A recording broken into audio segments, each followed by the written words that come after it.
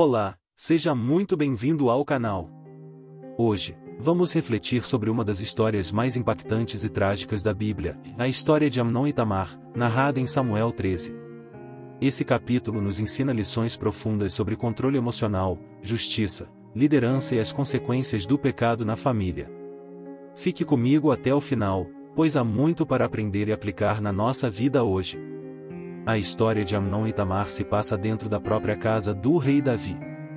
Depois de seu pecado com Batseba, as palavras do profeta Natã começaram a se cumprir: a espada nunca se afastará da tua casa, e é exatamente isso que vemos em Samuel 13. Aqui, veremos como o desejo descontrolado de Amnon, a influência negativa de Jonadab, a humilhação de Tamar e a vingança de Absalão abalaram toda a família real de Israel. Vamos começar falando sobre Amnon, o primogênito de Davi e herdeiro natural ao trono de Israel. A Bíblia diz que Amnon se apaixonou por sua meia-irmã Tamar. Mas será que era amor de verdade? Não era. Era uma obsessão carnal. Amnon desejou Tamar de forma doentia a ponto de ficar fisicamente doente. Isso nos ensina uma grande lição: o amor verdadeiro não adoece, não escraviza e não machuca. O que Amnon sentia não era amor, era desejo egoísta.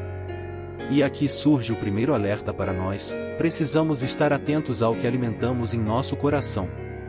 Tiago diz que o desejo, tendo concebido, dá à luz o pecado, e o pecado, após ter se consumado, gera a morte. Amnon não controlou seus desejos, e como veremos, isso trouxe consequências terríveis para ele e para toda a sua família. A má influência de Jonadab. Nessa história, um personagem que não podemos ignorar é Jonadab, primo de Amnon. Ele percebeu que Amnon estava angustiado e, ao invés de aconselhá-lo a fazer o que era certo, ele sugeriu um plano para que Amnon pudesse enganar e abusar de Tamar. Quantas vezes isso não acontece nos dias de hoje?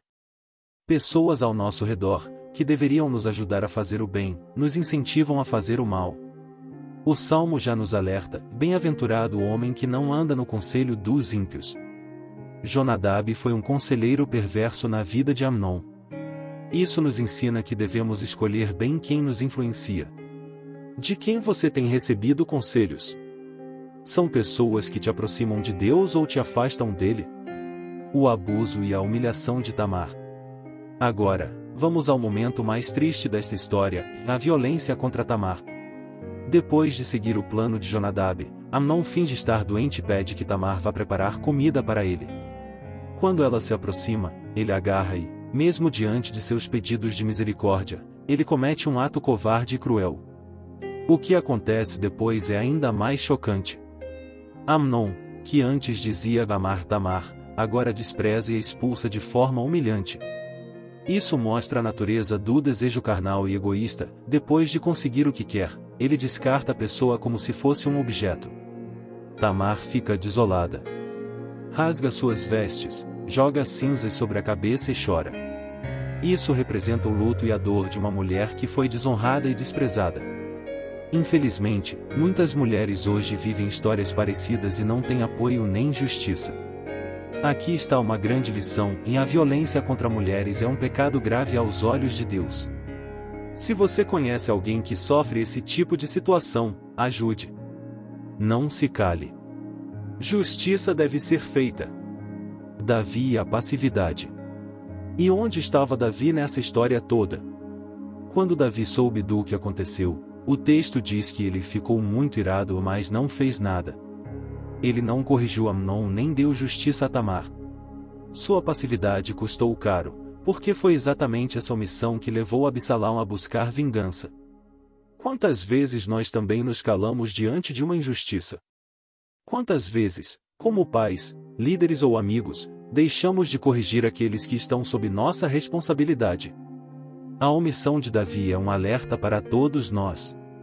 Justiça não pode ser apenas uma emoção, ela precisa de ação. Não adianta ficar indignado, é preciso agir. A vingança de Absalão. Absalão, irmão de Tamar, não se esqueceu do que aconteceu.